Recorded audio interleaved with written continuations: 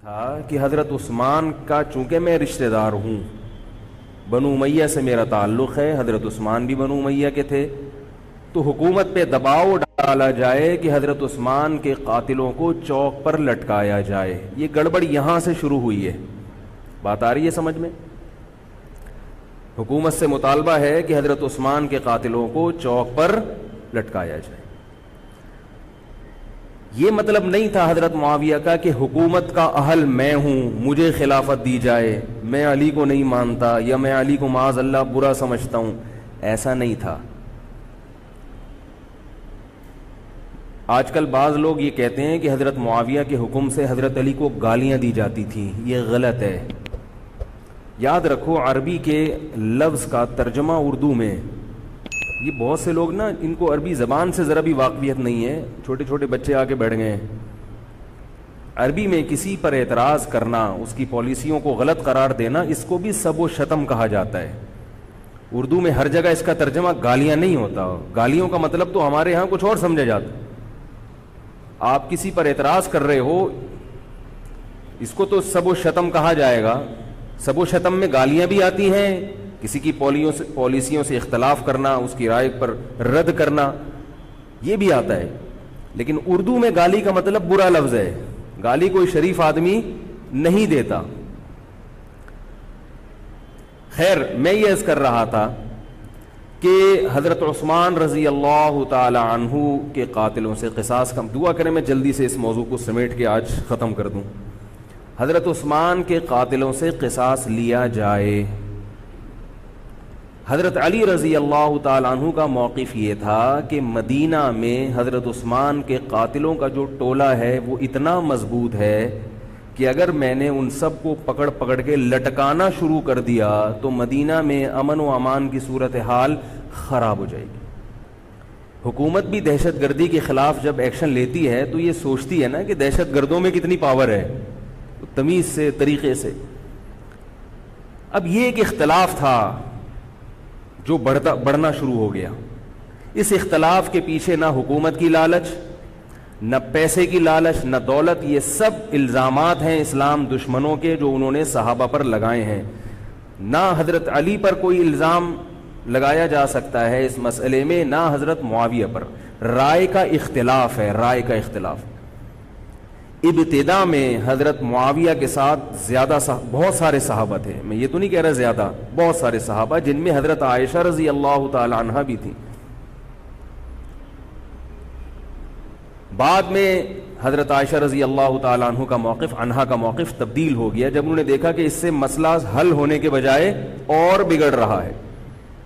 تو حضرت معاویہ نے حضرت علی کی بیعت سے انکار کیا، کہا کہ جب تک حضرت عثمان کے قاتلوں کو چوک پہ نہیں لٹکایا جاتا میں آپ کے ہاتھ پہ بیعت کرنے کے لیے تیار نہیں ہوں۔ یہ حضرت معاویہ کی رائے تھی۔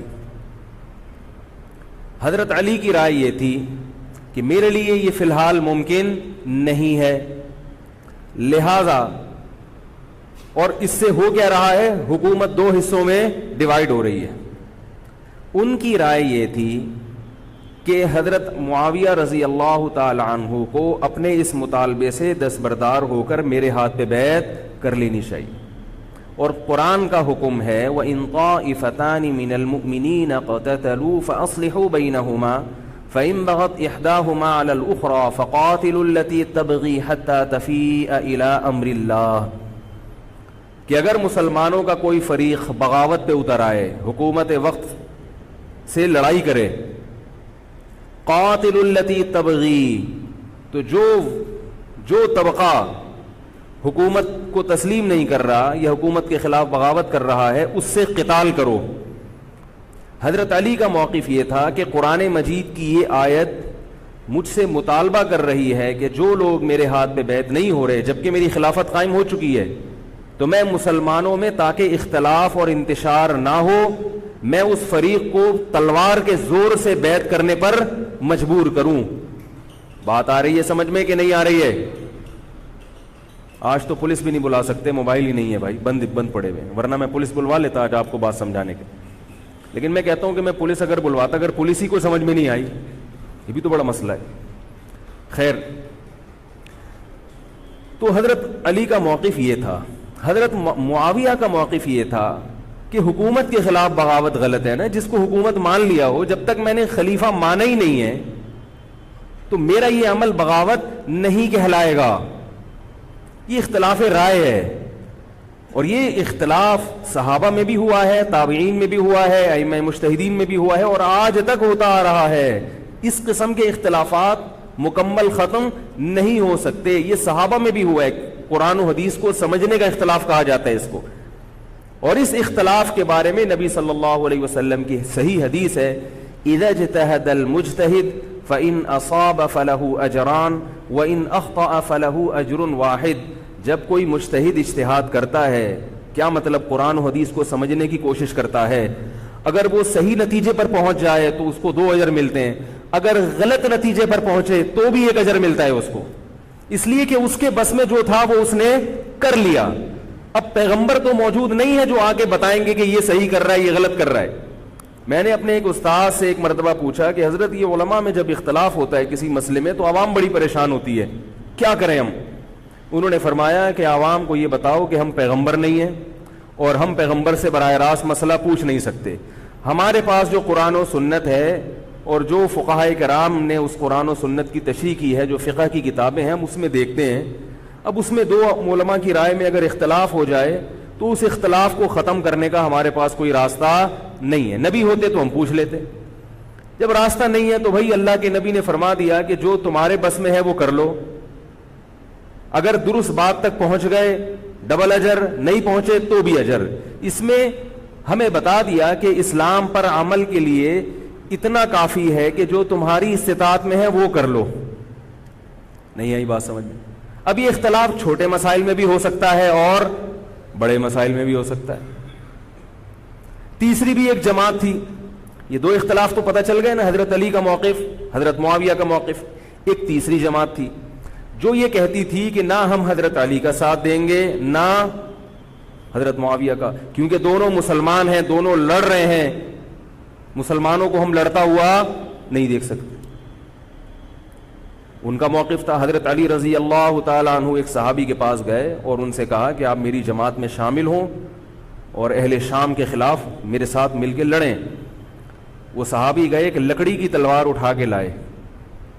انہوں نے کہا کہ میں نے رسول اللہ صلی اللہ علیہ وسلم سے سنا ہے کہ فتنے کا دور ہوگا, مسلمان آپس میں لڑیں گے, تو تم اس وقت اپنی تلوار کو لکڑی کی بنا لینا. لکڑی کی تلوار کا مطلب جو کسی سے لڑنے کے کام نہ آئے. میں تو نہیں لڑ سکتا. اب حضرت علی نے یہ نہیں کہ اس پہ تلوار رکھ دی ہو کہ نہیں تو تو جائے گا, یا تو دائرہ اسلام سے خارج ہے, یا تو باغی ہے, ٹھیک ہے نہیں آ رہی سمجھ میں چھوڑ دو. آج جو فتنے کھڑے ہو رہے ہیں نا, وہ اس پہ نہیں ہو رہے کہ صحیح کیا ہے غلط کیا ہے. فتنہ اس پر ہو رہا ہے کہ جو مجھے سمجھ میں آ رہا ہے وہ میں تھوپ کے اس کو مسلط کر دوں. مجھے اگر رفع الیدین سمجھ میں آ رہا ہے تو پوری دنیا رفع الیدین کیوں نہیں کر رہی, اور اگر مجھے ترک رفع الیدین سمجھ میں آ رہا ہے تو یہ چند لوگ رفع الیدین کیوں کر رہے ہیں. صحابہ کے دور میں رفع الیدین بھی ہوتا تھا اور ترک بھی ہوتا تھا, پھڈے نہیں ہوتے تھے. صحابہ کے دور میں زور سے آمین بھی تھی اور آہستہ آمین بھی تھی, جھگڑے نہیں تھے. صحابہ کے دور میں امام کے پیچھے فاتحہ پڑھنے والے بھی تھے اور امام کے پیچھے فاتحہ کو ناجائز اور حرام سمجھنے والے بھی تھے, مگر پھڈے بازی بولو بھائی نہیں تھی. تو حضرت علی رضی اللہ تعالیٰ عنہ نے ان صحابی کو مجبور نہیں کیا. حضرت علی کی فوج میں عمار ابن یاسر رضی اللہ تعالیٰ عنہ بھی تھے, زبیر ابن عوام, عبداللہ ابن زبیر رضی اللہ تعالیٰ عنہ, عبداللہ ابن زبیر ابن عوام. حدیث میں آتا ہے کہ جب جنگ صفین میں, جنگ جمل میں دونوں فوجیں آمنے سامنے کھڑی ہوئی ہیں, زبیر ابن عوام رضی اللہ تعالیٰ عنہ نے تقریر کی, اہل شام سے خطاب کر کے کہا کہ اے اہل شام, ہم جانتے ہیں کہ تمہارے ساتھ محمد صلی اللہ علیہ وسلم کی زوجہ ہیں حضرت عائشہ, جو ہمارے موقف سے متفق, یہ صحیح بخاری کی روایت ہے, جو ہمارے موقف سے متفق نہیں ہیں, لیکن ہے نبی کی بیوی, اور ساتھ کس کا دے رہی ہیں, تمہارا. اب اعتدال دیکھیں صحابہ کی رائے میں. فرمایا اللہ کی قسم ہم یہ جانتے ہیں کہ جیسے وہ دنیا میں نبی کی زوجہ تھی جنت میں بھی نبی کی زوجہ ہوں گی، اگرچہ وہ اس معاملے میں ہمارے خلاف ہیں مگر اس کی وجہ سے ہم ان کے جنتی ہونے کا انکار نہیں کر سکتے۔ کیا مطلب؟ ان کی سمجھ میں جو آ رہا ہے وہ اس کے حساب سے کر رہی ہیں، لیکن ہماری سمجھ میں ان کی بات نہیں آ رہی۔ کیوں؟ اس لیے فرمایا کہ ہم یہ دیکھ رہے ہیں کہ اللہ ہمیں نبی کی زوجہ عائشہ رضی اللہ تعالی عنہا کے ذریعے آزما رہا ہے کہ تم نبی کی زوجہ کو دیکھتے ہو یا قرآن کے حکم کو دیکھتے ہو۔ قرآن کہہ رہا ہے کہ خلیفہ کے خلاف بغاوت نہیں ہو سکتی، کائنم من کان، بغاوت کرنے والا کوئی بھی کیوں نہ ہو۔ تو نہ چاہتے ہوئے بھی ہم تمہارے خلاف آگے کھڑے ہوئے ہیں۔ خدا کی قسم اس آزمائش میں ہمیں کس نے ڈالا ہے؟ اللہ نے ڈالا ہے۔ وہ لوگ جو حضرت عائشہ رضی اللہ تعالی عنہا پر تہمتیں لگاتے ہیں، جو حضرت معاویہ کو برا بھلا کہتے ہیں، وہ لوگ حضرت علی اور ان کے ساتھیوں سے سبق کیوں نہیں سیکھ لیتے؟ ایک مرتبہ میرے پاس ایک سوال آیا، سوال کرنے والے نے حضرت معاویہ کی شان میں گستاخی کا پورا ایک باب باندھا ہوا تھا۔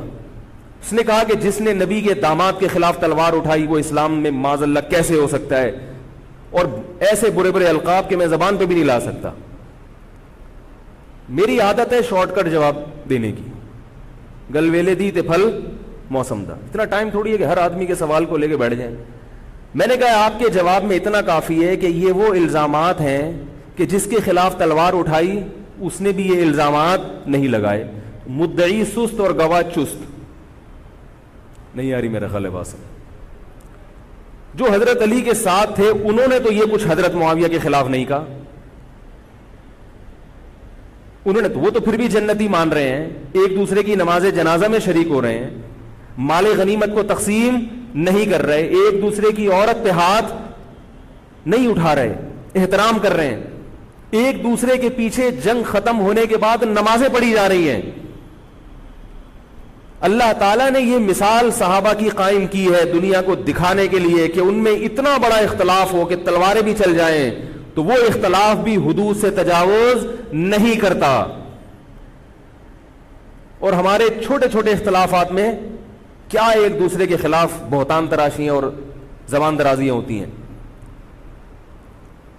تو یہ اختلاف تھا حضرت علی اور حضرت معاویہ کا، جس میں تین فریق تھے۔ ایک حضرت علی تھے، ان کا موقف یہ تھا کہ میرے لیے تلوار اٹھانا واجب ہے۔ حضرت علی کے ساتھ جو لوگ تھے ان کا بھی یہ موقف تھا۔ حضرت معاویہ کا یہ موقف تھا کہ میں باغیوں کی فہرست میں آتا نہیں ہوں۔ کیوں نہیں آتا؟ اس لیے نہیں آتا کہ میں نے خلافت کو تسلیم نہیں کیا، اور ان کے ساتھ بھی صحابہ کرام کی ایک جماعت تھی۔ اور تیسرا موقف، بہت سارے صحابہ یہ تھے جو کہتے تھے ہم کسی کا ساتھ نہیں دیں گے، دونوں طرف مسلمان ہیں، ہماری تلوار سے کسی مسلمان کا خون ہو ہم یہ برداشت نہیں کر سکتے۔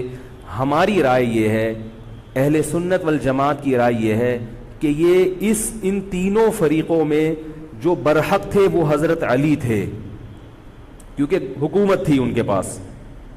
باقی جو دونوں فریق تھے صحابہ کرام کے، ان سے غلطی ہوئی ہے، مگر یہ غلطی اجتہادی ہے، یہ نفس پرستی والی غلطی، حکومت کی لالچ والی، دولت کی لالچ والی، یا ہٹ دھرمی والی یا ضد والی غلطی بولو بھائی نہیں ہے۔ یہ وہ غلطی ہے جس کے بارے میں محمد صلی اللہ علیہ وسلم نے فرمایا کہ اگر مجتہد سے غلطی ہوتی ہے تو بھی اس کو اجر ملتا ہے، کیونکہ اللہ نے قرآن میں فرمایا فاتقوا اللہ ما استطعتم، اللہ سے اتنا ڈرو جتنی تم میں استطاعت ہے۔ تو ان کی جتنی سمجھ میں آیا انہوں نے اس حساب سے کیا۔ تو دو جنگیں ہوئی ہیں، جنگ جمل اور جنگ صفین۔ اب ایک اور بات ہے، تاریخی حقیقت ہے کہ دو جنگوں کے بعد حضرت علی رضی اللہ تعالی عنہ کو خوارج نے شہید کر دیا۔ یہ وہی خوارج جو حضرت عثمان کے قاتل تھے، انہوں نے شہید کس کو کیا؟ حضرت علی کو۔ حضرت علی کی شہادت کے بعد حضرت حسن رضی اللہ تعالی عنہ کی 6 مہینے تقریباً خلافت رہی ہے۔ حضرت حسن رضی اللہ تعالی عنہ نے امت میں جوڑ پیدا کرنے کے لیے حضرت معاویہ رضی اللہ تعالی عنہ سے سلو کر لی، اور خلافت سے دستبردار ہو کر حضرت معاویہ کے ہاتھ پر بیعت ہو گئے۔ نہیں آ رہی میرا خیال، پولیس کو فون کریں یار، بہت اہم بات ہے یہ، اس کو اچھی طرح سمجھ لیں، اللہ کرے سمجھ میں آ جائے۔ تو جب یہ ہو گیا تو مسئلہ ختم ہو گیا نا. لوگوں نے حضرت حسن سے کہا, یہ میں بالکل مستند روایتیں پیش کر رہا ہوں, اس کے سب کے حوالے ہیں, اور بہت ایسا نہیں ہے کہ تاریخ کی کتابوں کے, یہ احادیث کی کتابوں کے سے پیش کر رہا ہوں. حدیث کا جو معیار ہے وہ تاریخی کتب سے بہت زیادہ ہوتا ہے. لوگوں نے حضرت حسن سے یہ کہا کہ یہ تو عار اور ذلت کی بات ہے کہ آپ کے والد نے جس کے خلاف 2 جنگیں لڑی ہوں, تو آپ اپنے والد کی جس سے دشمنی رہی ہو, بیٹا اس سے بیعت ہو رہا ہے. ہمارے ہاں اس کا تصور ہے. سیاسی لوٹے ہمارے ہاں بہت ہیں, مگر وہ بھی دنیاوی مفاد میں دائیں بائیں لڑکتے ہیں. آخرت کی خاطر کوئی اپنے ہوتے سے دستبردار ہو جائے, یہ نہیں ہوتا. حضرت حسن اہل بیت میں سے ہیں. حضرت حسن بیعت ہو گئے کس کے ہاتھ پر؟ حضرت معاویہ. لوگوں نے کہا یہ عار اور ذلت کی بات ہے, تو حضرت حسن کے وہ تاریخی الفاظ ہیں کہ میں دنیا کی ذلت کو جہنم کی آگ پر ترجیح دیتا ہوں. کیا مطلب؟ میں مسلمانوں کو آپس میں لڑتا ہوا نہیں دیکھ سکتا, میں نہیں لڑتا ہوا دیکھ سکتا. اب کوئی اس بیس پر حضرت علی پہ الزام لگائے کہ اس کا مطلب وہ لڑتا ہوا دیکھ سکتے تھے. بھائی ان کا جو موقف تھا, جو ان کی سمجھ میں آیا, وہ انہوں نے کیا. حضرت حسن کا موقف اپنے والد کے موقف سے مختلف تھا. یہ اختلاف رائے ہو سکتا ہے. ان کا موقف یہ تھا کہ بھئی حضرت معاویہ حکومت کے اہل ہوں یا نہ ہوں, یہ ایک الگ بحث ہے. اگر میں ان کے مقابلے میں متوازی حکومت قائم کروں گا تو پھر مطالبہ ہوگا حضرت عثمان کے قاتل سے قصاص, جو کہ ممکن نہیں ہے, اور پھر یہ لڑائی آگے چلے گی. بہتر ہے کہ دستبردار ہو جاؤ کہ حضرت آپ ہمارے خلیفہ ہیں, آپ ہمارے امیر ہیں. نبی صلی اللہ علیہ وسلم اس کی پیشگوئی پہلے کر چکے تھے. حضرت حسن رضی اللہ تعالیٰ عنہ کے بارے میں فرما چکے تھے کہ اللہ میرے اس بیٹے کے ذریعے مسلمانوں کے 2 فریق میں صلح پیدا کریں.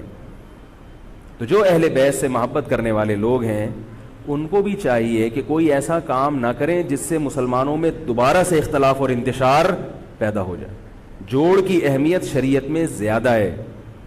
اب جب حضرت معاویہ کی خلافت قائم ہوئی ہے, حضرت معاویہ نے حضرت حسن رضی اللہ تعالیٰ عنہ کے اکرام میں کوئی کسر نہیں چھوڑی. اس پر متواتر روایات ہیں کہ حضرت معاویہ جتنا حضرت حسن کا اکرام کیا کرتے تھے, اتنا کسی کا اکرام نہیں کرتے تھے.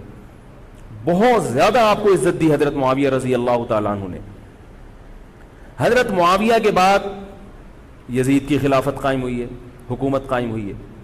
حضرت معاویہ صحابی رسول تھے. بہت سارے صحابہ کو آپ کے طریقہ حکومت پر اعتراض تھا, کیونکہ بہرحال باقاعدہ سلیکشن نہیں ہوئی تھی. لیکن پھر بھی صحابہ کرام نے, جب حضرت حسن بیعت ہو گئے تو باقی کس کو اعتراض کا ہوگا بھائی. پھر حضرت معاویہ رضی اللہ تعالیٰ عنہ کے دور میں بہت جہاد ہوا ہے. اسلامی خلافت, ہمارا جو بر صغیر میں اسلام آیا ہے, اس کا بہت بڑا حصہ حضرت معاویہ کے دور میں اسلام آیا یہاں.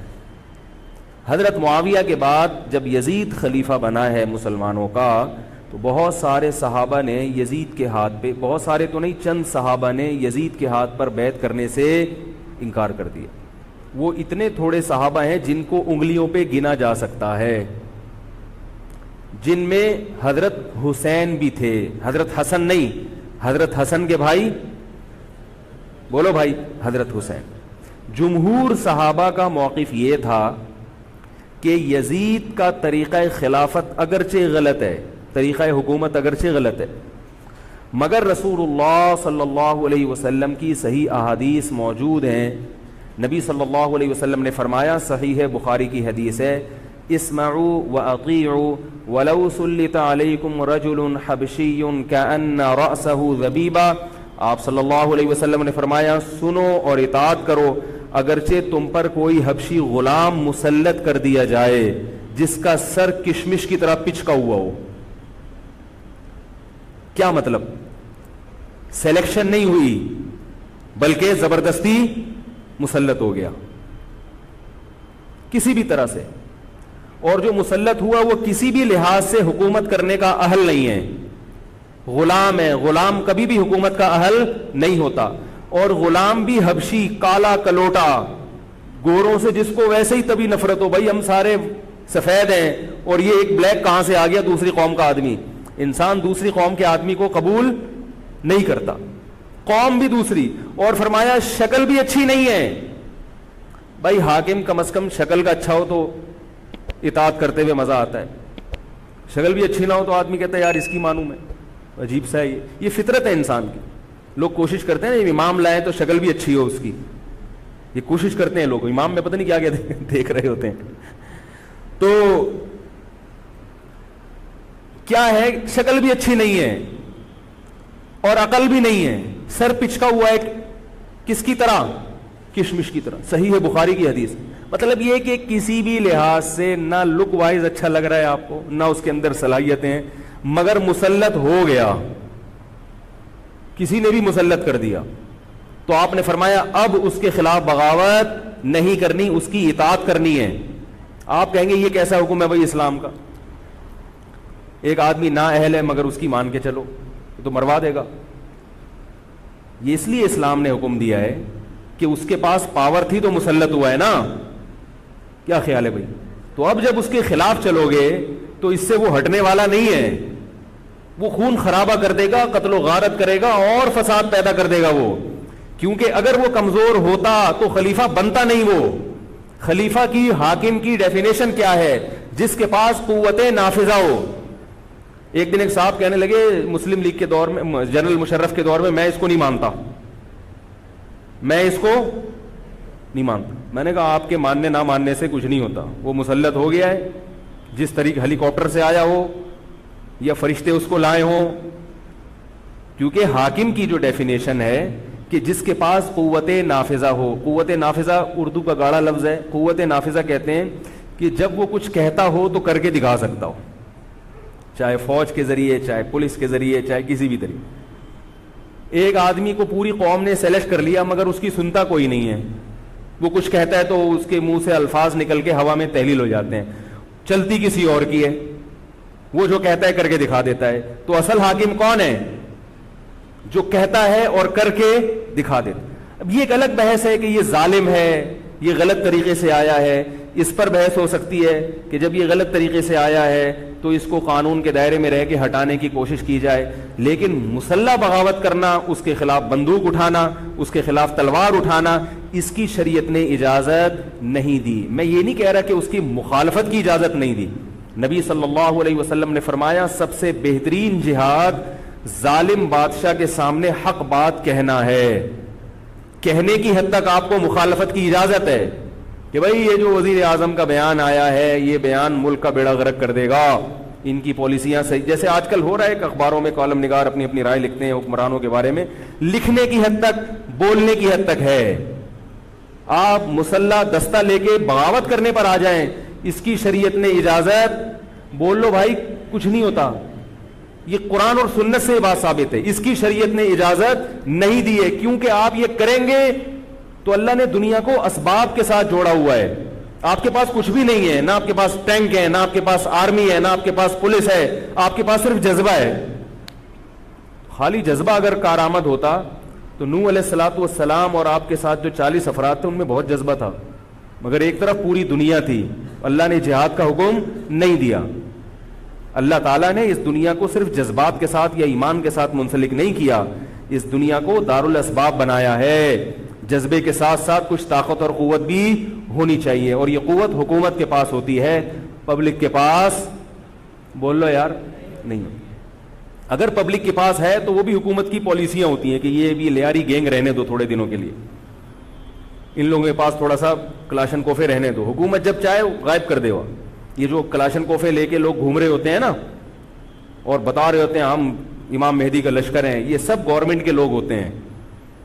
آئی بات سمجھ میں؟ گورنمنٹ کی طرف سے ان کو پرمٹ ملا ہوتا ہے, ورنہ آپ چاقو لے کے بھی, جو خنجر ہے نا وہ بھی لے کے ذرا گھوم کے دکھاؤ. تو جو بھی امام مہدی کا لشکر کا دعویٰ کر رہا ہے اور کہہ رہا ہے میں یوں کر دوں گا, میں یوں کر دوں گا, میرے ساتھ آ جاؤ, تو سمجھ لو گورنمنٹ نے اس کو خود ہی بٹھایا ہوا ہے. اور بعض دفعہ حکومت اپنی مخالفت کے لیے بھی بندے بٹھا دیتی ہے. یہ ایجنسی والے بڑے ہوشیار ہوتے ہیں, یہ اپنی مخالفت کے لیے پبلک بندوں کو خرید کے بٹھاتے ہیں کہ تم آرمی کے خلاف اور ایجنسیوں کے خلاف تقریریں کرو اور جہاد کا اعلان کرو. اس کا نتیجہ کیا نکلتا ہے؟ جو جو جہاد کے اعلان میں ان کے ساتھ ہوتے چلے جاتے ہیں ان کے نام ایجنسیوں کے پاس پہنچ جاتے ہیں. پھر ایجنسیاں کہتی ہیں ابھی ان کو کھل کے جہاد کرنے دو تاکہ جتنے لوگوں میں اس قسم کے جہاد کے جراثیم ہیں وہ تمام آ جائیں اور ایک ہی دفعہ اسپرے کر کے سب کو نمٹا دیا جائے. یہ ایک بچوں کی طرح کبھی اس کو پکڑ لیا, یہ کام نہیں ہوتا. تو اس لیے کہہ رہا ہوں یہ جو نوجوان طبقہ ہے اس کو جہاد کے نام پہ الو بنانے والے ہر جگہ بہت ہیں. الو ضرور بنو مگر کسی اور عنوان سے بن جاؤ, جہاد کے نام پہ الو نہ بنو, کیونکہ کسی اور عنوان سے الو بنو گے اتنا نقصان نہیں ہوگا. اس عنوان سے الو بنو گے تو بڑا بیڑا غرق ہو جائے گا, جیسے کہ بہت سو کا بیچاروں کا ہو چکا ہے. تو میں یہ عرض کر رہا تھا کہ نبی صلی اللہ علیہ وسلم کی صحیح حدیث ہے, اسی طرح صحیح ہے مسلم کی حدیث ہے, آپ صلی اللہ علیہ وسلم نے حاکم کی اطاعت کا حکم دیا. صحابہ نے عرض کیا یا رسول اللہ اگر وہ ہم پہ ظلم کرے تو بھی بغاوت نہ کریں. آپ نے فرمایا وَإِن ضَرَبُوا ظَهْرَكَ, اگرچہ وہ تمہاری پیٹھ پہ کوڑے مارے, ایسا ظالم ہو, پھر بھی بغاوت. یہ میں نہیں کہہ رہا, یہ محمد صلی اللہ علیہ وسلم کے الفاظ ہیں. کیوں؟ اس لیے کہ آپ صلی اللہ علیہ وسلم نے اتحاد پہ زیادہ زور لگایا ہے. بھائی حکومت ایک ہوگی جیسی مرضی لنگڑی لولی ہو, مگر مسلمان کی جو ایک یونائٹی ہے, جو ایک اتحاد ہے, وہ تو برقرار رہے گا نا. اگر آپ کمزور ہو گئے تو کتنا مرضی ایمان ہو, کمزور آدمی دنیا میں کہیں بھی نہیں پنپ سکتا. تبھی میں کہتا ہوں پاکستان کی قدر کرو. جیسا مرضی ہے, ایک مضبوط آرمی تو ہے نا, ایٹم بم تو ہے, جیسی مرضی آرمی ہو, لیکن ہے تو نا. اگر یہ ختم ہو گئی اور نیک نیک لوگ آ گئے مگر اتنے پاورفل نہ ہوئے, وہ آپ کو انڈیا سے نہیں بچا سکتے, وہ آپ کو امریکہ کے شر سے نہیں بچا سکتے, کیونکہ اس وقت پوری دنیا پاکستان کی دشمن ہوئی ہوئی ہے سوائے چند ممالک کے. اور وہ جو ملک بچا ہوا ہے یہ میرے اور آپ کی تقریروں سے نہیں بچا ہوا, یہ ایٹم بم سے بچا ہوا ہے. اللہ نے دنیا کو اسباب کے ساتھ جوڑ دیا ہے. ایٹم بم بھی ہے اور پھر ایمان کی طاقت بھی ہے کسی حد تک, جو کہ بہت ہی شارٹ ہو گئی ہے ایمان کی طاقت. تو دونوں چیزیں چلتی ہیں ساتھ, صرف بم بھی کافی نہیں ہے. اللہ نے فرمایا اگر تم تقوی اختیار کرو گے تو اللہ تمہاری مدد کرے گا, ورنہ نہیں کرے گا. تو دونوں چیزیں ضروری ہیں. تو حضرت معاویہ کے بعد یزید کے بارے میں جمہور صحابہ کا موقف یہ تھا کہ یہ جیسا مرضی ہو, ظالم ہو, عادل ہو, یہ ایک الگ بحث ہے, مگر ہے بہرحال یہی. پاور کس کے پاس ہے؟ اسی کے پاس. حضرت حسین رضی اللہ تعالیٰ عنہ کا موقف یہ تھا کہ میں یزید جیسے آدمی کے ہاتھ پر بیعت کرنے کے لیے تیار. بولو بھائی, نہیں, میں نہیں بیعت کرتا اس کے ہاتھ, کیونکہ یزید کے بارے میں خبریں تھیں. بعض کہتے تھے شراب پیتا ہے. حضرت مفتی محمد تقی عثمانی صاحب کا انہوں نے فرمایا ہے کہ کسی مستند روایت سے ثابت نہیں ہے شراب پینا. روایتیں ہیں مگر کوئی اوتھینٹک روایت نہیں ہے. تو اب نتیجہ کیا نکلا کہ حضرت حسین رضی اللہ تعالیٰ عنہ کے پاس کوفہ سے خطوط آئے. کوفہ کا گورنر تھا ابن زیاد, وہ بھی یزید کا آدمی تھا, بڑا ظالم آدمی تھا وہ. اہل کوفہ کے خطوط آئے کہ آپ آ جائیں یہاں پر, یہاں سب لوگ آپ کے ہاتھ پر بیعت کرنے کے لیے تیار ہیں. حضرت حسین کا خیال یہ تھا کہ اگر یہ سب تیار ہیں تو یزید کی حکومت بغیر لڑائی کے, بغیر بڑے قتال کے, مسلمانوں کے خون خرابے کے بغیر ختم ہو سکتی ہے. آئی بات سمجھ میں؟ جو انفارمیشن آپ کو ملی تھی, جو نالج آپ کو ملی تھی, وہ نالج غلط تھی.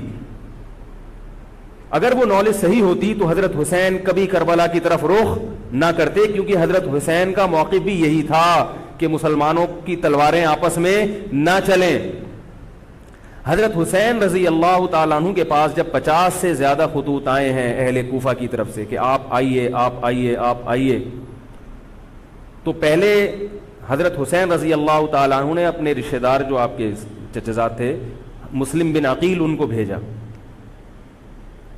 نتیجہ کیا نکلا؟ مسلم بن عقیل کا وہاں پر حکومت نے گرفتار کر کے ان کو قتل کر دیا. اب یہ ایک ایسا ظلم تھا جس کے ظاہر ہے کہ کسی کو سفیر بنا کے بھیجا جائے, کسی کو حال احوال دیکھنے کے لیے بھیجا جائے, اور حضرت حسین کی نیت ہرگز بغاوت کی نہیں تھی. مگر کوفہ کے گورنر کو اور یزید کو یہ خیال تھا کہ خلافت کے اصل اہل یقیناً یہی ہیں, کہیں ایسا تو نہیں ہے کہ یہ امیر بننا چاہتے ہیں, یہ خلیفہ بننا چاہتے ہیں. ایک خوف اس کے دل میں بیٹھ گیا تھا, ایک لاشعور میں خوف ہوتا ہے نا انسان کے دل میں بیٹھ جاتا ہے کہ آپ 100 دفعہ بھی کہیں بھی میری یہ نیت نہیں ہے, مگر وہ ڈر رہا ہوتا ہے. کہ یار یہ کچھ کر نہ لیں. تو جب مسلم بن عقیل کو شہید کیا گیا, حضرت حسین رضی اللہ تعالی عنہ جا چکے تھے. جب حضرت حسین رضی اللہ تعالی عنہ کوفہ کی طرف جا رہے تھے, بہت سارے صحابہ نے آپ کو منع کیا, جن میں عبداللہ ابن عمر رضی اللہ تعالی عنہ بھی تھے, عبداللہ ابن عباس رضی اللہ تعالی عنہ بھی, کہ آپ یہ کام نہ کریں. بعض نے تو کہا کہ ہمیں آپ کی شہادت کا یقین ہے, کیونکہ جس حالات میں آپ جا رہے ہیں حکومت یہ سمجھے گی کہ بغاوت کرنے آ رہے ہیں, لہذا وہ آپ کو کیا کرے گی, اس بیس پہ قتل نہیں کرے گی کہ آپ نواسہ رسول ہیں, کیونکہ وہ بھی مسلمان تھے. اس بیس پہ قتل کرے گی کہ آپ کی نیت کیا ہے, حکومت کے خلاف بغاوت. تو ان کے پاس ایک اپنے آپ کو برحق ثابت کرنے کے لیے ایک دلیل ہوگی کہ حکومت کا باغی جو بھی ہو اسے کیا کر دو, قتل. رسول اللہ صلی اللہ علیہ وسلم نے فرمایا, صحیح حدیث ہے, کہ جب مسلمان کسی ایک امیر پہ جمع ہو جائیں تو اس کے خلاف جو بھی اٹھے, نبی نے فرمایا اس کو قتل کر دو, کائنم من کان, چاہے وہ اس کے خلاف اٹھنے والا کتنا ہی نیک کیوں نہ ہو. یہ حدیث کے الفاظ ہیں. حضرت حسین کا موقف یہ تھا کہ میں نے ابھی تک یزید کی خلافت اور حکومت کو تسلیم نہیں کیا, لہذا میں اس وعید میں داخل نہیں ہوں. اب ہوا یہ ہے کہ حضرت حسین رضی اللہ تعالی عنہ جب گئے ہیں اور کربلا کے مقام پہ پہنچے ہیں, تو وہاں آپ رضی اللہ تعالیٰ عنہ کو مسلم بن عقیل کی شہادت کا بھی پتہ چلا, اور اندازہ ہوا, میں بہت شارٹ کر کے سنا رہا ہوں, اندازہ ہوا کہ حالات ایسے نہیں ہیں جیسے میں سمجھ رہا تھا. عبید اللہ جو ابن زیاد تھا بدبخت, اس نے حضرت حسین کو یہ کہا کہ بغیر کسی شرط کے حضرت حسین کو گرفتار کر کے لاؤ اور میرے ہاتھ پر بیعت کراؤ. یہ رسول اللہ صلی اللہ علیہ وسلم کے نواسے کی توہین تھی کہ آپ صلی اللہ علیہ وسلم کے نواسے ہیں اور ان کے ساتھ ایسے معاملہ کیا جائے جیسے ایک عام شخص کے ساتھ معاملہ کرتے ہیں. ان کو گرفتار کر کے معاذ اللہ گھسیٹ کے لاؤ اور میرے ہاتھ پر بیعت پر کیا کرو, ان کو مجبور کرو. حضرت حسین رضی اللہ تعالیٰ عنہ کا کربلا کے میدان میں موقف یہ تھا کہ میں اگر بیعت ہوں گا تو ڈائریکٹ یزید کے ہاتھ پہ بیعت ہوں گا جو مسلمانوں کا خلیفہ ہے, ابن زیاد کے ہاتھ پر بیعت نہیں ہوں گا. یہ بھی اس تاریخ کا ایک اہم پہلو ہے کہ حضرت حسین نے کوفہ جانے کا ارادہ ترک کر دیا اور کربلا سے شام جانے کا آپ رضی اللہ تعالیٰ عنہ نے ارادہ کر لیا. اور بعض مورخین نے لکھا ہے کہ حضرت حسین جو واپس آ رہے تھے تو وہ کربلا سے گزر رہے تھے, وہ واپسی کا راستہ ہی شام کا راستہ ہے. نہیں یاری بات میرا خیال ہے سمجھ, وہ جس ٹریک پر چل رہے تھے وہ راستہ کون سا ہے, وہ شام کو جاتا ہے. یہ اس کی علامت ہے کہ آپ یزید سے ملاقات کے لیے, مذاکرات کے لیے تیار, بولو بھائی, ہو چکے تھے کہ میں خود براہ راست یزید سے مل کے حال احوال دیکھتا ہوں, اگر مجھے سمجھ میں آئے تو میں اس کے ہاتھ میں بیعت ہو جاؤں گا. حضرت حسین رضی اللہ تعالی عنہ کا مقصد حکومت کے خلاف تلوار اٹھانا, بولو بھائی, نہیں تھا, ورنہ وہ اس کے لیے تیار نہ ہوتے. مگر جو ابن زیاد تھا اس نے حضرت حسین رضی اللہ تعالی عنہ اور آپ کے ساتھ جتنے اہل بیت تھے ان پر ظلم یہ کیا اس بدبخت نے کہ اس نے انہیں شام جانے کا راستہ نہیں دیا اور اس میں اپنی توہین محسوس کی کہ میرے ہاتھ پر بیعت کیوں نہیں ہو رہے, اور لشکر بھیجا جس لشکر نے چاروں طرف سے حضرت حسین رضی اللہ تعالیٰ عنہ کو گھیرا. حضرت حسین نے کہا کہ میں عزت کی جو موت ہے اس کو ذلت کی زندگی پر ترجیح دیتا ہوں. کوئی بھی غیرت مند ہوتا تو اس وقت یہی کرتا کہ بھئی جب میں اپنے دعوے سے بھی دستبردار ہو گیا اور میں شام جانے کے لیے بھی تیار ہو گیا, اب میرا راستہ روکنے کی کیا حقیقت ہے. اللہ تعالیٰ کوفہ کے گورنر کے ذریعے حضرت حسین کا قتل کروانا چاہتے تھے تاکہ اس کی بدبختی ساری دنیا کے سامنے ظاہر ہو جائے.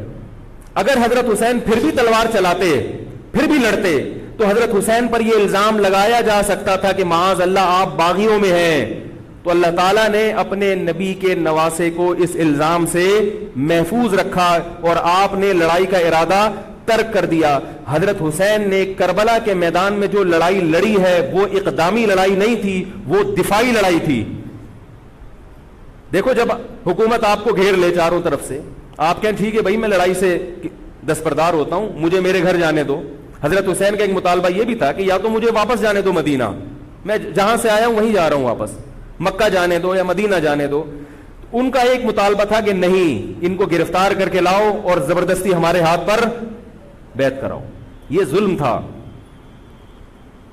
نتیجہ کیا نکلا ہے کہ کربلا کے میدان میں آپ کو گھیر کر آپ کو بھی شہید کر دیا گیا، اور جتنے اہل بیت تھے مرد سوائے امام زین العابدین کے جو حضرت حسین رضی اللہ، حضرت حسن کے بیٹے تھے، ان کے علاوہ جتنے بھی اہل بیت تھے ان سب کو قتل کر دیا گیا. اور یہ اسلامی تاریخ پر ایک بدنما داغ ہے یہ واقعہ کہ ایک اسلامی حکومت تھی اور اس کے اسلامی حکمران تھے، اور ان حکمرانوں کے ہاتھوں محمد صلی اللہ علیہ وسلم کے نواسے کا سر جو ہے وہ گردن اڑائی گئی ہے. مجھ سے خدا کی قسم یہ الفاظ ادا نہیں ہو رہے، میں اپنے جذبات پہ بہت زیادہ کنٹرول کر رہا ہوں. وہ منظر کیا ہوگا کہ جب نبی صلی اللہ علیہ وسلم کے نواسے، آپ صلی اللہ علیہ وسلم کے نواسے کی گردن اڑائی گئی ہوگی. تو یہ بہت ایک اسلامی تاریخ میں ایک بدترین واقعہ ہے. لیکن بات یہ ہے کہ جب یہ واقعہ ہو گیا اور قتل کر دیا گیا، باقی جتنے بھی جو زندہ بچے تھے اہل بیت وہ یزید کے پاس لے جائے گئے. روایات میں آتا ہے کہ یزید نے ان کا اکرام کیا اور ان کو عزت کے ساتھ تحفے تحائف دے کر واپس کیا. یہ جو کربلا کے واقعات میں جو ظلم کی داستانیں اضافی بیان کی جاتی ہیں، اس کا مستند تاریخی روایات سے کوئی ثبوت بولو بھائی نہیں ملتا. اب لوگوں نے اپنی دکانیں چمکا لی ہیں، پانی نہیں تھا، کئی دنوں سے کھانا نہیں ملا. صحیح روایات سے ثابت ہے کہ حضرت حسین رضی اللہ تعالیٰ عنہ کربلا کے میدان میں وضو کر کے نماز پڑھتے تھے، تو پانی تھا تو. اور بعض نے یہ کہا کہ اہل بیت کی عورتوں کی عزتیں اچھالی گئی ہیں. آپ اس طرح کی باتیں کر کے اہل بیت سے محبت کا اظہار کر رہے ہو یا ان کی توہین کر رہے ہو؟ بولو بھائی. اگر کوئی عزت دار پاک دامن عورت ہو، بالفرض اس کی عزت پہ ڈاکہ ڈلتا ہے بالفرض، تو آپ اس بات کو چھپاؤ گے نا، آپ جھوٹ بولو گے، بولو گے نہیں بھائی اس کی عزت پہ کوئی آنچ نہیں آئی ہے. کیونکہ جب عورت کی عزت کو آپ کوئی تار تار کر دے اور آپ ممبر پہ بیٹھ کے اس کو بتا دو، تو وہ عزت تار تار ہونے سے اتنی بے عزتی نہیں ہوگی جتنی اس بات کو بیان کرنے سے اس کی بے عزتی ہوگی. حقیقت یہ ہے کہ کسی مستند روایت سے ثابت نہیں ہے کہ اہل بیت کی عورتوں کی عزتوں کو اچھالا گیا. وہ نبی کے گھرانے کی عورتیں تھیں، ان کا ناخن بھی کوئی نامحرم مرد نہیں دیکھ پاتا تھا. دوپٹہ اتر گیا زینب کا اور زینب کی چادر چھن گئی، یہ سب غلط ہے، یہ سب من گھڑت باتیں ہیں. چونکہ وہ بہرحال مسلمان تھے جو حضرت حسین کے خلاف لڑ رہے تھے، ظالم تھے، اس میں کوئی شک نہیں ہے. اس سے بڑا ظلم اس کائنات میں ہوا نہیں ہوگا کہ ایک شخص جو اپنے آپ کو مسلمان کہتا ہے اور وہ نبی کے نواسے کو قتل کر دے اور اہل بیت کو قتل کر دے. اسلامی سیاست میں اتنی گندی تاریخ ہمیں کبھی بھی نہیں ملتی. حضرت عثمان کا بھی قتل ہوا، وہ بھی بہت بڑا ظلم تھا، مگر یہ ظلم اس ظلم کی نوعیت سے بڑھ کر تھا، کیونکہ حضرت عثمان کا قتل حکومت کے ہاتھوں نہیں ہوا ہے، باغیوں کے ہاتھوں ہوا ہے. یہاں حضرت حسین کا قتل کس کے ہاتھوں ہوا ہے؟ حکومت کے ہاتھوں ہوا ہے، جس پر لوگ بیعت کر چکے تھے. تو یہ اسلامی تاریخ میں ایک بہت بڑا بدنما داغ ہے، مگر اس کو بیان جس انداز سے کیا جاتا ہے اور جتنے قصے کہانیاں من گھڑت سنائے جاتے ہیں ان کا حقیقت سے تعلق نہیں ہے. ہماری نظر میں چاہے پانی بند کیا ہو یا نہیں کیا ہو، کھانا ملا ہو یا نہیں ملا ہو، ہماری نظر میں حضرت حسین رضی اللہ تعالی عنہ کا سر قلم کر دینا ہی کائنات کا بدترین ظلم ہے. یہی ایسا ظلم ہے کہ جس پر جتنا غم کیا جائے کم ہے. غم منایا نہیں، غم کیا جائے. منانا الگ چیز ہے، غمزدہ ہونا الگ چیز ہے. لیکن جو آگے اس میں تڑکا لگایا جاتا ہے اس کا حقائق سے تعلق بولو بھائی نہیں ہے. یہ دکانیں ہیں جو چمکائی، اس میں سب برابر ہیں، شیعہ بھی سنی بھی. بہت سارے سنی علماء بھی کربلا کے واقعے کو بہت ہی بھیانک انداز سے بیان کرتے ہیں. اور مقصد کیا ہوتا ہے؟ پبلک کو رلانا. ایک رونا وہ ہوتا ہے جو خود سے آئے اور ایک رونا ہوتا ہے باقاعدہ آپ کو آرڈر پہ رونے کے لیے اور رلانے کے لیے بلایا جائے. وہ رمضان میں نے بتایا تھا نا کہ میں نے ختم قرآن پہ دعا کی تو مجھے رونا آ گیا، بہت زیادہ رونا آیا. اگلے دن ایک صاحب کہنے لگے مولوی صاحب آج بھی ایسی ایک دعا ہو جائے. میں نے کہا میں آرڈر پہ نہیں روتا، میں آرڈر پہ نہیں روتا. اب تو آ بھی رہا ہوگا تو نہیں آئے گا. نہ انسان کسی کے مشورے سے ہنس سکتا ہے اور نہ انسان کسی کے مشورے سے اگر آپ کسی کے مشورے پہ رو رہے ہیں اس کا مطلب ڈرامے بازی. آپ کو فلم کا ایکٹر ہونا چاہیے, آپ کو ڈرامے جوائن کرنے چاہیے, وہاں آپ اچھے چل سکتے ہیں. جیسے کہ ہمارے ایک مشہور اسکالر ہیں, ان کے بارے میں لوگ یہ کہتے ہیں ان کو فلموں میں ہونا چاہیے تھا, پتہ نہیں یہ جیو پہ کیوں آ رہے ہیں. وہ آرڈر پہ روتے بھی ہیں, آرڈر پہ. اب چونکہ یوٹیوب کا دور ہے, میں پہلے جو کربلا کے واقعات جو لوگ بیان کرتے ہیں ان کی تقریریں نہیں سنتا تھا. اب کیا ہوتا ہے, بعض دفعہ بیٹھے ہوئے ہیں کہیں سفر پہ جا رہے ہیں تو یوٹیوب کی ویڈیو, ہم نے کہا چلو یار ہم بھی سن لیں. ایسی چہک چہک کے منہ بنا بنا کے گھما گھما کے تقریریں ہوتی ہیں, لگتا ہے کہ یہ باقاعدہ ایک ڈرامہ ہے, اداکار ہے, فنکار ہے, جس کو ڈرامے بازی کے لیے یہاں یہ حضرت حسین کی شہادت کو کیش کرا رہے ہیں. یہ حضرت حسین سے محبت کرنے والے نہیں ہیں, یہ ان کی شہادت کو دیکھو. اس کی مثال ایسے جیسے کوئی محلے میں مر گیا, کسی سیٹھ کا بیٹا مرا, اب آپ کو سیٹھ سے قرضہ چاہیے تو سب سے زیادہ آپ روگے نا, تاکہ سیٹھ صاحب سمجھیں کہ محبت سب سے زیادہ کس کو ہے, آپ کو. تو آپ اس کی بیٹے کی موت کو کیا کرا رہے ہو, کیش کرا رہے ہو. بعض لوگ کسی کی شہادت کو کیش کراتے ہیں, کسی پہ ظلم کو کیش کراتے ہیں. تو میں پھر عرض کروں کہ بہت بدترین واقعہ ہے. حضرت حسین رضی اللہ تعالیٰ عنہ کا سر لے جایا گیا یزید کے پاس. یزید بدبخت نے چھڑی سے آپ کے ہونٹوں کو چھوا. وہاں صحابی رسول نے فرمایا کہ ایسا مت کرو.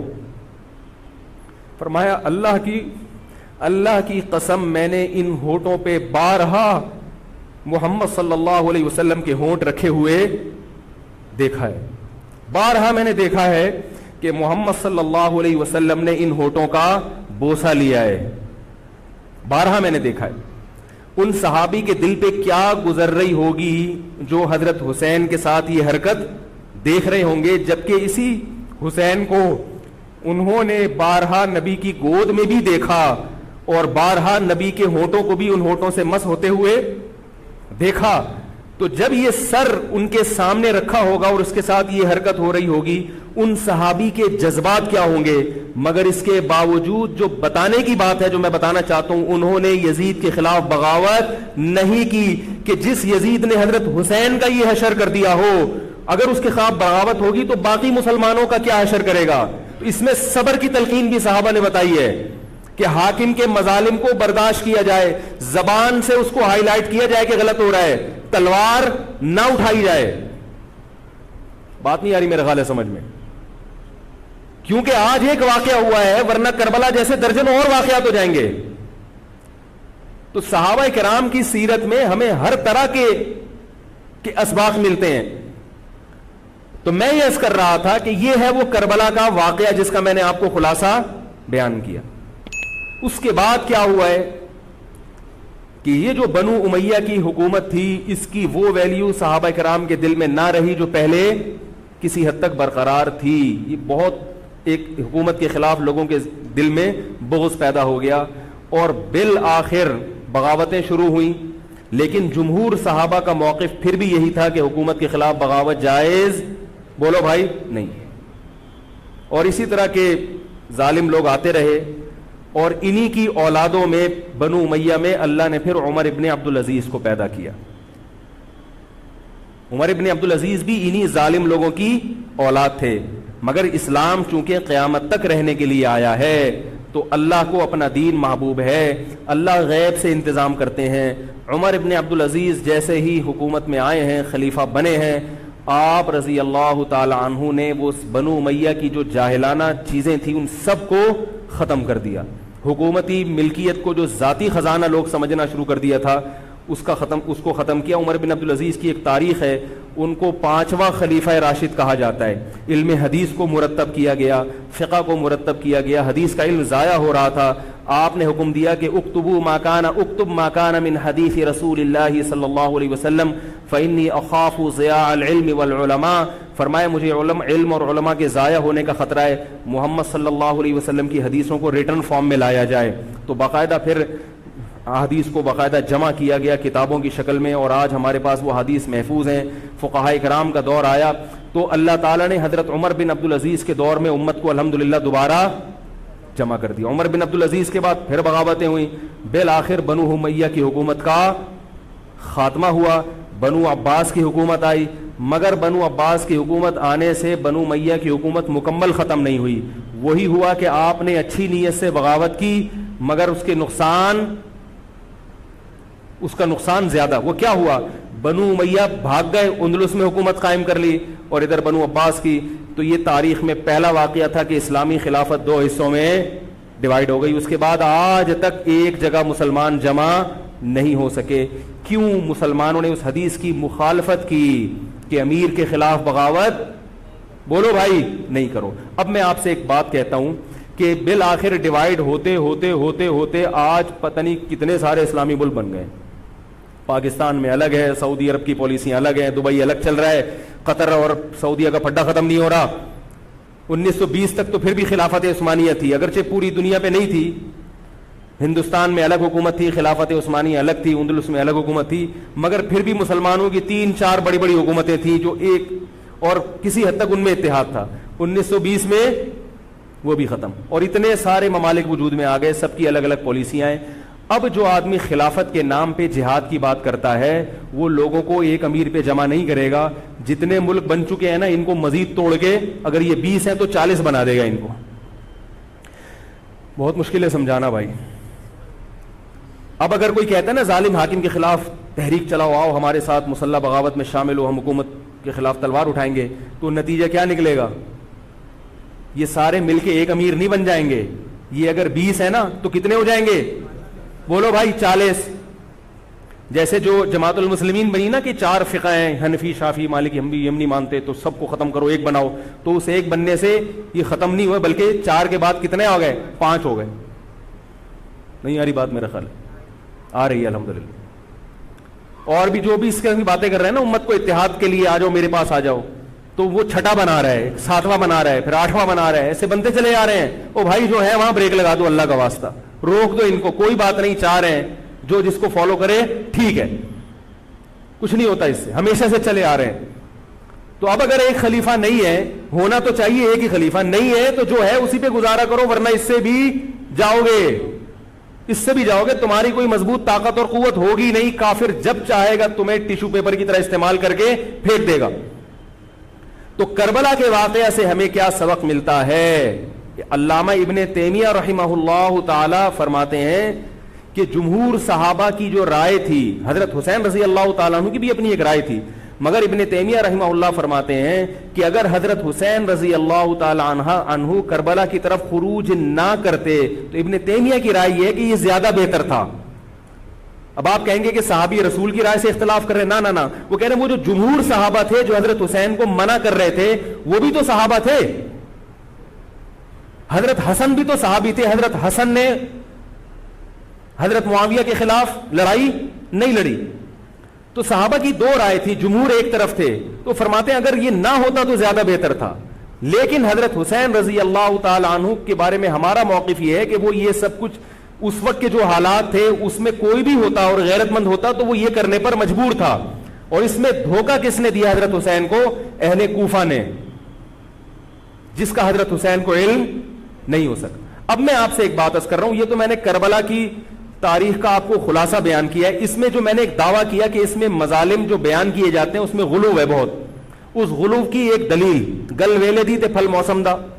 اب میں آپ کو تاریخی کتابوں کے حوالے دوں, وہ بہت لمبی بات ہوگی, اس میں بہت تضاد ہے.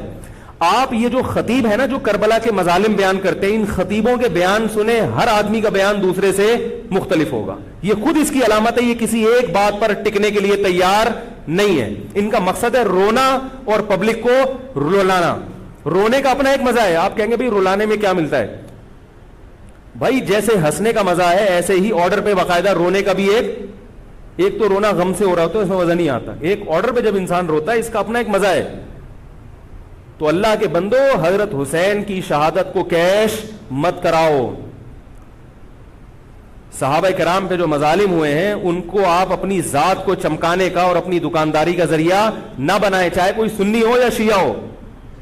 بعض سنی لوگ بھی بے وقت تڑکا لگاتے ہیں اس میں. ایسا نہیں ہے. اس بارے میں نے جو اسٹڈی کی ہے, مطالعہ کیا ہے, سب سے زیادہ مضبوط تحریر, سب سے زیادہ مضبوط موقف حضرت مفتی محمد تقی عثمانی صاحب دامت برکاتہم کا ہے. حضرت مفتی محمد تقی عثمانی صاحب دامت برکاتہم کی شخصیت ایسی ہے، دیکھو جو مولوی ہوتا ہے نا وہ مولویوں کو سمجھتا ہے، پبلک نہیں سمجھتی. ڈاکٹر کو پتا ہے نا کہ کون سا ڈاکٹر اچھا ہے کون سا گڑبڑ ہے. عام آدمی تو اس کو اچھا سمجھیں گے جو لوگوں کو الو بنا رہا ہے.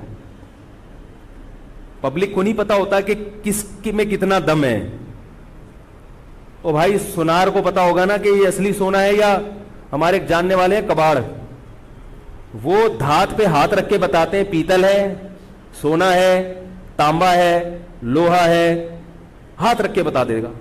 حالانکہ اس نے کسی یونیورسٹی سے کوئی کورس نہیں کیا، نہ کوئی سائنسدان ہے. وہ کام کیا ہے کباڑ کا، ساری زندگی یہی کام کیا ہے.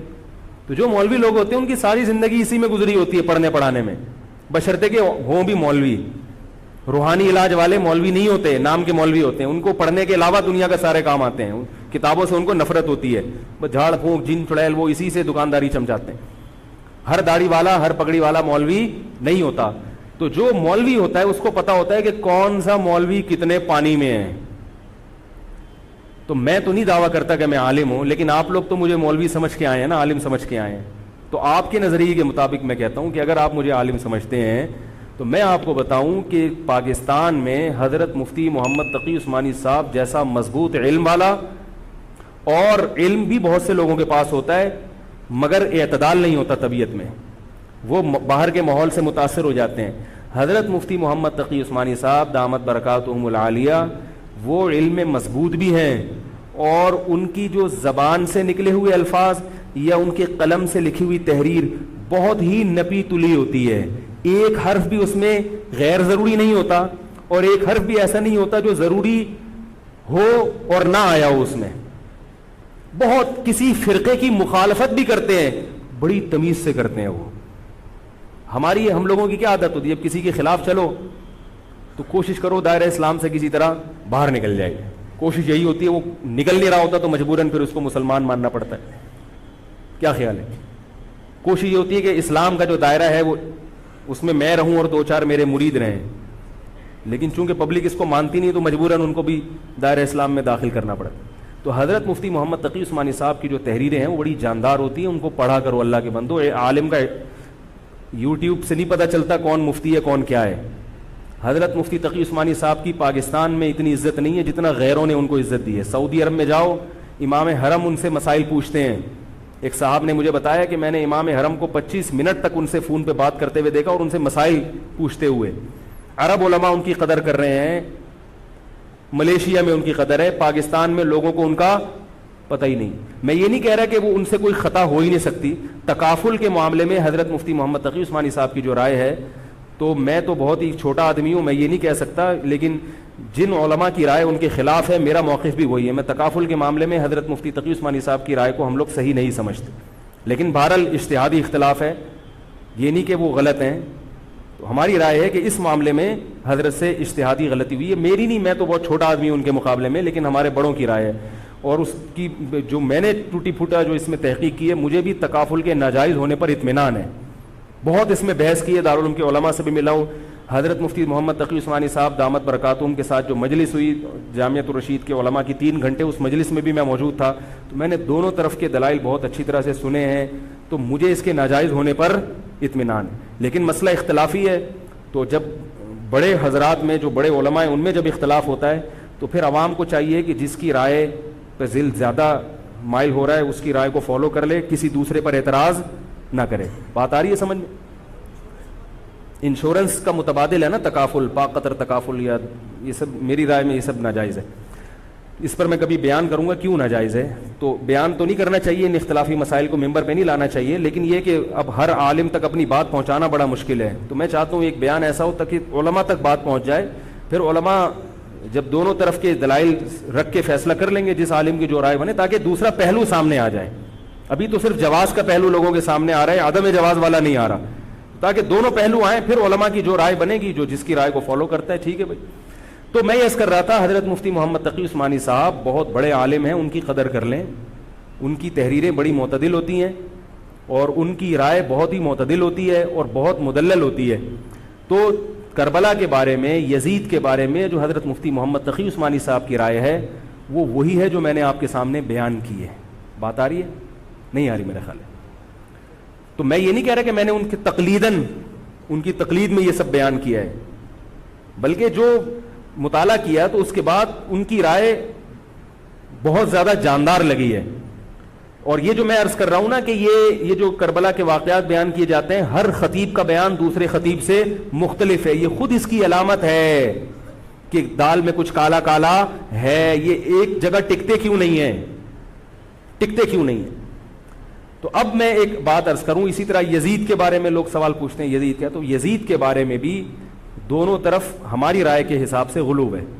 یزید کے دور میں حضرت حسین کا قتل یقیناً ہوا ہے, مگر کسی ایک مستند روایت سے یہ ثابت نہیں کہ یزید نے حکم دیا تھا حضرت حسین کو قتل کرنے کا. یہ کہیں بھی روایت میں ثابت نہیں آ رہی میرا خیال ہے. کوفہ کے گورنر کے حکم سے قتل ضرور ہوا ہے, لیکن کیا یزید نے اس کا آرڈر دیا تھا؟ اس کا کسی مستند روایت میں ثبوت بولو بھائی نہیں ملتا. لیکن اس بنیاد پہ یزید کو رحمت اللہ علیہ کہنا یہ بھی غلط ہے. ٹھیک ہے, یزید کے بارے میں کسی مستند روایت سے نہیں ملتا کہ اس نے قتل کا حکم دیا تھا یا قتل کروایا تھا, لیکن قتل ہونے کے بعد یزید نے اس گورنر کے خلاف ایکشن نہیں لیا. حضرت عثمان کے قاتلوں کے بارے میں تو یہ تھا کہ ان کو لٹکایا جائے, حضرت حسین کے قاتلوں کو کیوں نہیں لٹکایا؟ نہیں یاری بات سمجھے. تو یہ جرم بھی ہے کہ حکومت, ممکن ہے یزید کہہ سکتا ہو کہ میرے بس میں نہیں ہے, کہہ سکتا ہو کہ میرے بس میں نہیں ہے. تو بھائی آپ کے بس میں اگر نہیں ہے تو حضرت علی کے بس میں بھی نہیں تھا حضرت عثمان کے قاتلوں سے قصاص لینا. تو اس لیے یزید کو بالکل معصوم قرار دینا یہ بھی غلط ہے. وہ مجرم تھا, لیکن اس کو اتنا لعنتی قرار دے دینا کہ گویا حضرت حسین کو اس نے قتل کرایا تھا, اس کا بھی کسی تاریخی مستند روایت سے ثبوت نہیں ملتا. لہذا صحیح بات یہ ہے کہ نہ لعنت اللہ علیہ کہو نہ رحمت اللہ علیہ کہو. خام خواہ میں فضول چیزوں میں پڑھنے کی بولو بھائی ضرورت کیا ہے؟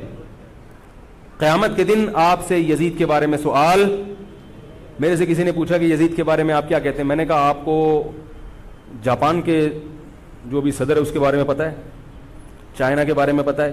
وہ کہہ رہے وہ تو کافر ہیں. میں نے کہا چلو مسلمانوں کے, علامہ اقبال کے بارے میں پوری رپورٹ ہے آپ کے پاس. تاریخ میں لاکھوں شخصیات ایسی ہیں جن کے بارے میں آپ کو نہیں پتا. تو یزید کے بارے میں بھی اگر نہیں پتا ہو تو میرا خیال ہے کوئی پریشان ہونے کی ضرورت نہیں ہے. تو یہ کربلا ایک واقعہ تھا, ایک اسلامی تاریخ میں ایک بدترین واقعہ رونما ہوا اور یہ واقعہ ختم ہو گیا. ہمیں جو قرآن اور سنت نے جس بات کا حکم دیا ہے ہمیں وہ کرنا ہے. بات آ رہی ہے سمجھ میں؟ ہمیں کیا کہا ہے؟ نماز قائم کرنی ہے, اسلام کے 5 ارکان ہیں. کربلا کا واقعہ دنیا میں وجود میں آتا تو بھی 5 نمازیں پڑھنی تھیں, وجود میں نہیں آتا تو بھی 5 نمازیں پڑھنی. باقی حضرت حسین کی شہادت اس لیے بھی ہوئی ہے کہ اللہ کے نبی نے ان کو شہید قرار دے دیا تھا. اللہ تعالیٰ نے آپ کو اس منصب تک پہنچانا تھا جس منصب کی گواہی محمد صلی اللہ علیہ وسلم دے چکے. بعض دفعہ کوئی مقصد نہیں ہوتا, ایک مقصد ہوتا ہے کسی کو اونچے درجے تک پہنچانا. غزوہ احد میں 70 صحابہ شہید ہوئے, اللہ نے اس کی حکمت یہ بھی بیان کی وَيَتَّخِذَ مِنْكُمْ شُهَدَاءَ, اللہ تم میں سے بہت سو کو شہادت کے درجے پر فائز کرنا چاہتا. تو حکومت تھی, حضرت حسین رضی اللہ تعالیٰ عنہ کو اللہ تعالیٰ نے شہادت کے مرتبے پر پہنچایا اور ظالم حکمرانوں کے مرتبے کو گھٹانا تھا. تو یہ کام ہو چکا. اب ہمیں کیا کرنا ہے؟ ہمیں جو قرآن اور سنت ہے اس کو فالو کرنا ہے.